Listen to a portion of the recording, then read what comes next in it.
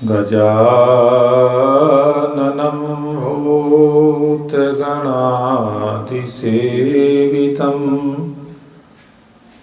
कपित्थजम्बूफलचारुभक्षिणम् उमासुतं शोकविनाशकारकं नमामि विघ्नेश्वरपादपङ्कजम्। बोलिए सच्चिदानंद भगवान की जय। श्री राम जय जय राम। श्री राम जय जय राम। श्री राम जय जय राम। श्री राम जय जय राम। श्री रामचंद्र भगवान की जय। कल आप लोग श्रवण कर रहे थे भगवान श्री राम के जो चरित्र हैं उसमें तर्क की गुंजाइश नहीं है, क्योंकि तर्क में गुण और दोष आता है और भगवान गुण और दोष से परे है। तो बड़ा सुंदर वर्णन है। चरित्र एक तो हुए भगवान राम और एक हुआ भगवान का चरित्र। तो चरित्र में जो अनवर्जनीयता है वो चरित्र का है या जिसका चरित्र है उसका है। तो इसका उत्तर यह है कि जिसका चरित्र है उसका। अंगूठी में उदाहरण समझना, अंगूठी में जो पीलापन है वो अंगूठी का है या फिर सोने का है। तो उत्तर आता है कि ये जो पीलापन है ये सोने का है। तो अंगूठी क्या है? अंगूठी सोने का चरित्र है। तो अस रघुपत लीला उर्गारी धनुज विमोहन जन सुखकारी। धनुज कहते हैं देहाभिमानी, जिसने देह को ही अपना स्वरूप मान लिया है उसको कहते हैं धनुज। और जन कहते हैं जिसको अपने स्वरूप का ज्ञान है। तो भगवान का चरित्र स्वरूप ज्ञानियों के लिए सुखदायी है। ठीक है ना? भगवान का जो चरित्र है, जो स्वरूप अपने स्वरूप का जिनको ज्ञान है उनके लिए सुखदायी है और अज्ञानियों के लिए दुखदायी है। जथा अनेक बेस धरी नृत्य करई नट कोई, सोई सोई भाव दिखावई आपुन होई न सोई। समझना, यह संसार नाट्यशाला है। यहां वो खुद ही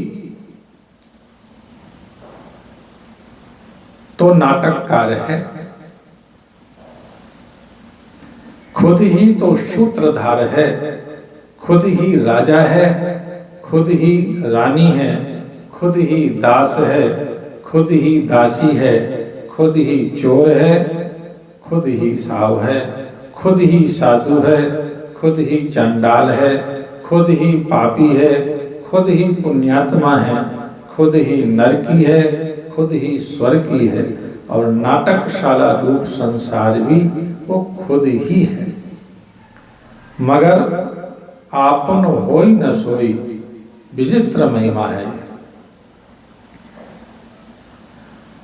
गुरबाणी में भी आप लोगों ने सुना होगा कि गुरु नानक देव जी कहते हैं, आप पीवे आप पिलावे,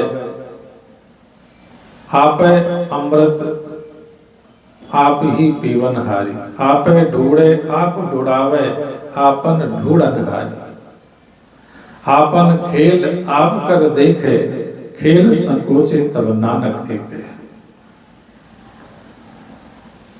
तो भगवान राम के बारे में वर्णन है कि कहीं होए बिरंच सृष्टि, रचता अनेक भांति, कहीं होए मुकुंद सृष्टि पालत अपेला है, कहीं होए महेश भेष सृष्टि खास नाश करे, तो कहीं होए महेश भेष सृष्टि खास नाश करे, या प्रकार तीन रूप धर तीन बेला है, कहीं जय गोविंद देव वृंद होए आनंद करे, कहीं बन दैत्य देव झगर झमेला है, कहाँ लव बखानिए न जानिए शोभा की गति, है सही अकेला पे अनेक खेल खेला है। स्वयं ही खिलाड़ी है, स्वयं ही खेल है, स्वयं ही दर्शक है, स्वयं ही दृष्टा है, दृश्य है, दर्शन है, और वो स्वयं सब कुछ स्वयं ही है। इसलिए नट कृत विकट कपट खगराया, नट सेव कहीं न व्यापहि माया, सो नर इंद्र जाल नहीं भूला, जा पर होई सो नट अनुकूला। यहाँ पर भगवान की जो उपमा है इंद्रजाली से दी गई है। इंद्रजाली का प्रत्येक खेल विचित्र और प्रत्यक्ष होता है। इस खेल को देख करके ज्यादातर लोग विस्मय में पड़ जाते हैं, परंतु वही लोग विस्मय में नहीं पड़ते हैं जिस पर इस इंद्रजाली की कृपा होती है। जो इस इंद्रजाली का कृपा पात्र होगा उसको तो नहीं इसकी माया व्याप्ति,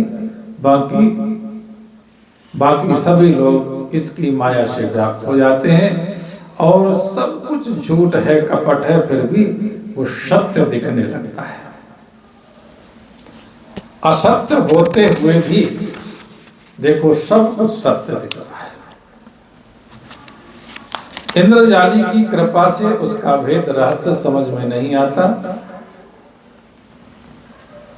और सब सत्य ही प्रतीत होता है। एक बार दृष्टांत है कि एक बार इलाहाबाद अपोलो ग्रांड में इंद्रजाली का खेल हो रहा था।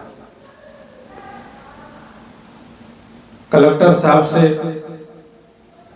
उस इंद्रजाली ने नट ने परमिशन लेकर के और उसने अपना खेल का प्रयोजन किया, अपना खेल दिखाना शुरू किया।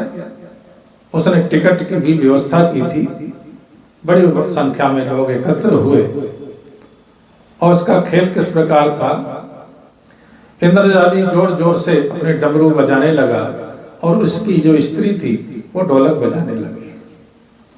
अब दोनों के बाजों की आवाज से दर्शकों का मन मोहित हो गया। बड़ी भीड़ इकट्ठी हुई, दर्शक एकत्र हुए, बड़ा आनंद ले रहे थे। सब उसके जाल में मोहित हो गए। अब आकाश मंडल की ओर से बड़ा शोर शराबा सुनाई देने लगा, मारो, दौड़ो, पकड़ो, काट दो। इस इंद्रजाली ने अपनी पत्नी से कहा, देखो कितना शोर हो रहा है। कहने लगे, हाँ, ये शोर शराबा कहाँ से हो रहा है? कहने लगे, आकाश में है पगली। क्या आकाश में? कहने लगे, हाँ, राम रावण का युद्ध हो रहा है और वहाँ मार काट मच रही है और मुझे भी यहाँ सहयोग के लिए बुलाया जा रहा है, मुझे जाना पड़ेगा। और उसने अपने झोले से एक सूत का धागे का एक गड्डी निकाली और आकाश मंडल की ओर फेंक दिया। वो सूत का थोड़ी देर में देखा कि एक स्तंभ जैसा खड़ा हो गया। उसने सूत पकड़ करके हाथ से चढ़ना शुरू किया। चढ़ता गया, थोड़ा 2-4-10 फलांग दिखाई दिया, उसके बाद अदृश्य हो गया। थोड़ी देर बाद देखा कि एक हाथ कट करके उसकी पत्नी के सामने आकर के गिरा। वो पत्नी ने देखा, हाथ को देख करके बड़ी दुखी हुई और चिल्लाने लगी, रोने लगी।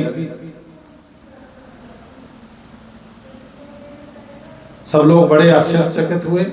उसने हाथ पकड़ करके कहा, अरे मैं क्या करूं, क्योंकि अब तो मेरा अकेला पति था, मैं उसके आश्रित थी, अब मैं इसके बिना क्या करूंगी।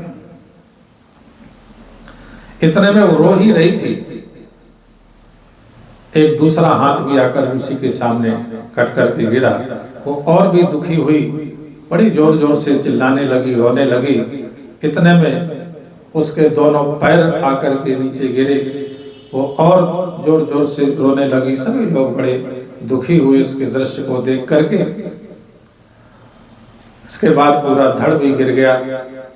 अब तो विभल होकर के रोने लगी और कहा कि भाई मेरा सहारा कीजिए, सहयोग कीजिए, कि जब संसार में मेरा पति नहीं रहा तो मैं क्या करूंगी जी करके। भाइयों सहयोग करो, जल्दी चिता बनाने के लिए लकड़ियों का इंतजाम करो, व्यवस्था करो।